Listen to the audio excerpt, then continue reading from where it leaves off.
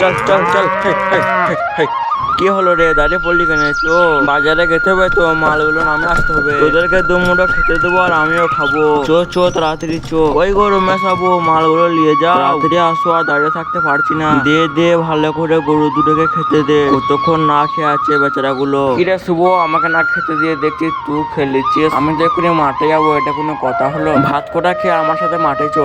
এই গরুগুলো নিয়ে আমাকে মাঠে যেতে হবে? আমি পারবো না এই গরুগুলো নিয়ে মাঠে যেতে। তোমার যদি মন যায় তুমি একাই যাও মাঠে, আর এমনিতে আমাকে মাঠ যেতে ভালো লাগে না, তুমি একাই যাও মাঠে। আরে পাগলা, আমি গরুগুলো নিয়ে মাঠে যাবো না, আমাদের আলু ভুটে দেখে আসবো। কেমন কি হচ্ছে আলুগুলো তো একবার দেখে আসতে হবে, বল খেপা। চো চো, আর বেশি না কথা বলে ভুটের কাছে যাই। আমাদের ভুঁয়েতে কোনো আলুই হয় নাই, সবার ভুঁয়েতে আলু হয়ে বিক্রি করে দিয়ে চলে এলো, আর আমাদের ভুঁয়েতে কোনো আলুর পাতায় জন্মায় নাই। চুপ চুপ, আর বকিস না, তোর বকা দেখে আমারই মাথা খারাপ হয়ে যাবে। আর অন্যজনদের ভুঁয়ে আগে করে আলু হয়েছে, তারা আগে করে চাষ করেছে, আর তুই আমার সাথে আসিস বা কবার মাঠে? আর এসব তো সব আমাকে একাই করতে হয়। চো চো, আর বকিস না, বাড়িতে এবার যখন আলু হবে তখন আমি ঠিক তোকে মাঠে নিয়ে আসবো। চো আজকে বাড়ি চো।